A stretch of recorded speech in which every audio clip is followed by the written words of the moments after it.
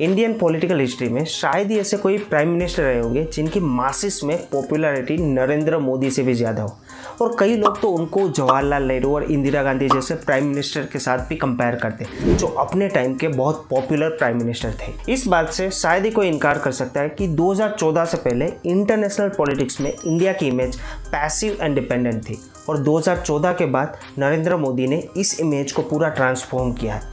भले हम बात करें इंटरनेशनल ट्रेड, रिलेशन या फिर नेशनल डिफेंस की, नरेंद्र मोदी ने अपनी और इंडिया की इमेज पूरी ट्रांसफॉर्म की। और पीएम मोदी इंडिया के 4th ऐसे प्राइम मिनिस्टर हैं जिन्होंने लंबे समय तक इंडिया का कार्यकाल संभाला है। और अगर बीजेपी 2024 के जनरल इलेक्शन जीत जाती है तो नरेंद्र मोदी इस लिस्ट में 3rd रैंक पे आ जाएंगे। और ऐसा नहीं है कि इनकी पीएम की जर्नी आसान थी, क्योंकि पीएम बनने के बाद इनके सामने डीमोनेटाइजेशन, जीएसटी एंड कोविड जैसी प्रॉब्लम आई, जहाँ पे लोगों को लगा था कि शायद इनकी पॉपुलैरिटी कम हो जाएगी। लेकिन 2019 के जनरल इलेक्शन में रिजल्ट कुछ और ही निकल गया। उन्होंने अपने ही 2014 के रिकॉर्ड को तोड़ते हुए 2019 में बहुमत से जीत हासिल की, और उस दिन से आज तक पीएम नरेंद्र मोदी की पॉपुलैरिटी बढ़ती जा रही है। Modi became the Prime Minister of India in 2014. His popularity has been soaring high, not only in India but also abroad. लेकिन पीएम मोदी की पॉपुलैरिटी क्या बीजेपी को 2024 के जनरल इलेक्शन जिताएगी?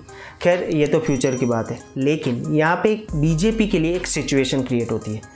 अगर बीजेपी 2024 के जनरल इलेक्शन जीतती है तो इनके सामने एक क्वेश्चन होगा कि उनके नेक्स्ट प्राइम मिनिस्टर कैंडिडेट कौन होंगे। शायद ये आपको बहुत सिली क्वेश्चन लग सकता है कि अगर बीजेपी जीतती है तो ऑब्वियसली नरेंद्र मोदी ही नेक्स्ट प्राइम मिनिस्टर बन सकते हैं, लेकिन ये चीज़ इतनी भी सिंपल नहीं है, क्योंकि 2024 में नरेंद्र मोदी की एज हो जाएगी 74 ईयर्स। और जिनको नहीं पता है मैं उनको बता दूं कि बीजेपी में एक इनफॉर्मल रूल है, 75 ईयर के बाद बीजेपी अपने लीडर्स को एक्टिव पॉलिटिक्स में नहीं रखती, उनको एज ए एडवाइज़र पार्टी में रखा जाता है और नए युवा नेताओं के गाइडेंस एंड मेंटरशिप के लिए रखा जाता है। अगर बीजेपी नरेंद्र मोदी के केस में भी ये सेम रूल फॉलो करती है तो बीजेपी के पास एक नया क्वेश्चन होगा कि नरेंद्र मोदी का अगला सक्सेसर कौन होगा। और इस क्वेश्चन का आंसर आपको हर जगह से अलग अलग मिलेगा, लेकिन सारे आंसर में से एक कॉमन आंसर निकल के आता है, जो है उत्तर प्रदेश के सीएम योगी आदित्यनाथ। यूपी में इस साल इलेक्शन हुए, जैसा आपको पता ही है कि बीजेपी ने रिकॉर्ड ब्रेकिंग अपने लास्ट 2 टर्म सिक्योर किए, और यूपी इंडिया का ये स्टेट है जहां पे सबसे ज़्यादा लोकसभा सीट एंड सबसे ज़्यादा पॉपुलेशन है। आए दिन आप इंटरव्यूज एंड डिबेट में ये डिस्कस करता हुआ देखते हैं कि योगी आदित्यनाथ को नरेंद्र मोदी का सक्सेसर बनाना चाहिए, लेकिन ये क्लेम्स में कितनी सच्चाई है? और सबसे बड़ा क्वेश्चन ये है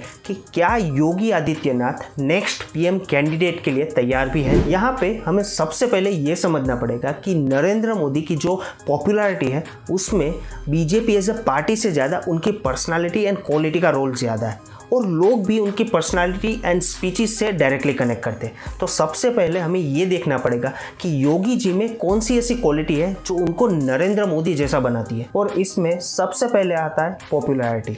जैसी पीएम मोदी की इंडिया में पॉपुलैरिटी है, ऐसी ही सीएम योगी की उत्तर प्रदेश में पॉपुलैरिटी है। अगर योगी की बात करें तो इंडिया टुडे के मूड ऑफ द नेशन सर्वे की बात करें तो योगी को बेस्ट परफॉर्मिंग सीएम में 1st रैंक मिला था, और इसी सर्वे में लोगों से नेक्स्ट प्राइम मिनिस्टर के प्रेफरेंसेस भी पूछे गए थे, जहां पे पीएम मोदी को 14% एंड सीएम योगी को 11% वोट मिले थे, और योगी को पीएम के लिए 2nd मोस्ट प्रिफर्ड कैंडिडेट गिना गया था। और दूसरी चीज़ है यूनिक ऑरेटरी स्किल्स। जब पीएम मोदी एंड सीएम योगी लोगों को एड्रेस करते हैं या फिर अपनी स्पीच देते हैं, तब लोगों को उनकी स्पीच में एक्साइटमेंट एंड एनर्जी दिखती है, एंड वो यही चीज़ उनमें भी पास करते हैं।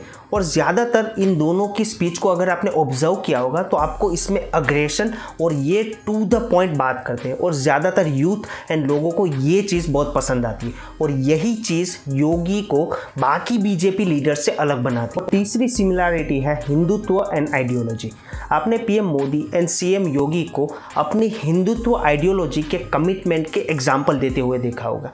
अगर हम इन दोनों लीडर की बात करें तो बाकी के बीजेपी के लीडर के कंपेयर में इनके पास अपर मूविंग एडवांटेज है, इनकी स्टेट एंड पार्लियामेंट में मेजोरिटी है, तो इसीलिए इनको अपनी आइडियोलॉजी के साथ कभी कॉम्प्रोमाइज़ नहीं करना पड़ता, और इनके ऊपर कोई प्रेशर भी नहीं होता एंड इसीलिए ये लोग ओपनली अपने आइडियोलॉजी के बारे में बात करते रहते हैं। पीएम मोदी की लोगों के सामने एक हिंदूवादी लीडर की इमेज है और कुछ टाइम से ये इमेज बहुत स्ट्रॉन्ग भी हो रही है। और अगर आपने सीएम योगी की स्पीचेस को भी सुना होगा तो आपको हमेशा हिंदुत्व को प्रायोरिटी देने की बात करते हुए देखा होगा और इसका फ़ायदा बीजेपी को भी मिला है। और रिजल्ट आपके सामने है कि यूपी में बीजेपी में सारे रिकॉर्ड तोड़ते हुए अपने 2 टर्म सिक्योर किए। और लास्ट सिमिलैरिटी है personal quality. PM Modi and CM Yogi को लोग सेल्फलेस लीडर्स की तरह देखते हैं क्योंकि इन्होंने अपनी पर्सनल लाइफ एंड फैमिली को सेक्रीफाइस कर दिया, क्योंकि ये इनसे दूर भी रहते हैं और इसी रीज़न की वजह से लोगों में इनकी इमेज स्ट्रॉन्ग एंड इनकरप्टेबल की बनी हुई है। और अगर हम इनकी स्टेट एंड गवर्नमेंट फैसिलिटीज़ को हटा दें तो इनके पास पर्सनल प्रॉपर्टीज़ के नाम पे हार्डली कुछ है। अगर हम इन दोनों में सिमिलरिटीज़ एंड क्वालिटीज़ के अलावा बात करें तो ऐसे कुछ फैक्टर्स हैं जिसकी वजह से योगी को नेक्स्ट पीएम कैंडिडेट बनने में मदद हो सकती है और उसमें सबसे बड़ा है बीजेपी के सीनियर लीडर्स। अभी के टाइम पे अगर हम बीजेपी के सीनियर लीडर्स की बात करें उसमें सबसे बड़ा नाम है राजनाथ सिंह। लेकिन 2024 के जनरल इलेक्शन आते आते उनकी भी उम्र 73 ईयर्स हो जाएगी, जो उनकी नेक्स्ट पीएम कैंडिडेट बनने की दावेदारी को कमज़ोर कर सकता है। और अभी के टाइम पे योगी जी की एज सिर्फ 49 ईयर्स है, तो उनके लिए ये एक प्लस पॉइंट हो सकता है। अभी तक हमने बात की कि ऐसे कौन सी क्वालिटीज़ एंड फैक्टर्स है जिसकी वजह से सीएम योगी नेक्स्ट पीएम बन सकते हैं, लेकिन इसके अलावा कुछ ऐसे फैक्टर्स भी है जो डिफ़िकल्टीज क्रिएट कर सकते हैं योगी को नेक्स्ट कैंडिडेट बनने में। उसमें सबसे पहला है experience. PM Modi and CM Yogi की भले ही पॉपुलैरिटी बहुत ज़्यादा हो, लेकिन सीएम योगी के पास पीएम मोदी जितना पॉलिटिकल एक्सपीरियंस नहीं है। पीएम मोदी की पॉलिटिक्स के साथ बहुत लंबी हिस्ट्री है। वो पीएम बनने से पहले गुजरात में कई सालों तक गुजरात के चीफ मिनिस्टर रह चुके हैं, लेकिन सीएम योगी के पास इतना लंबा पॉलिटिकल एक्सपोजर नहीं है। और नरेंद्र मोदी ने अपनी as a national leader image जब वो सीएम थे तभी बना ली थी, बट अभी के टाइम पे योगी को अगर हम यूपी एंड दूसरे 2-3 स्टेट छोड़ दें तो बाहर उनकी इतनी पॉपुलैरिटी नहीं है। और दूसरी चीज़ है PM as a global icon. Narendra Modi ने अपनी इमेज इंटरनेशनल मार्केट में ग्लोबल लीडर की बनाई हुई है। फोर्ब्स 2020 के मोस्ट पावरफुल पर्सन की रिपोर्ट को देखें तो नरेंद्र मोदी को 9th रैंक पे रखा गया है और ये चीज़ योगी जी में मिसिंग है।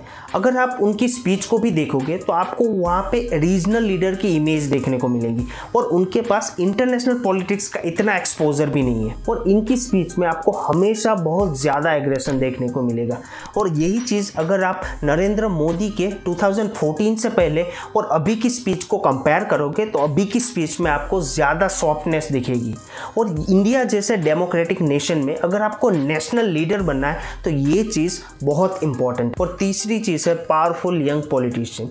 अभी के टाइम पे बीजेपी में अमित शाह, नितिन गडकरी और शिवराज सिंह चौहान जैसे यंग लीडर्स हैं। और अमित शाह को तो बीजेपी का चाणक्य माना जाता है। वो होम मिनिस्ट्री जैसे एक इम्पॉर्टेंट मिनिस्ट्री को संभालते हैं। और उसके अलावा नितिन गडकरी और शिवराज सिंह चौहान को एडमिनिस्ट्रेशन का भी बहुत लंबा एक्सपीरियंस है और ये चीज़ योगी जी में मिसिंग है, तो इसके लिए इनकी पोजीशन को थोड़ा कमज़ोर बनाती है। अगर सीएम योगी को नेक्स्ट नेशनल लीडर बनना है तो उनको ये सारी चीज़ों पे काम करना पड़ेगा। और आप भी हमें कमेंट सेक्शन में ज़रूर बताएं कि आपके हिसाब से पीएम मोदी का नया सक्सेसर कौन होना चाहिए।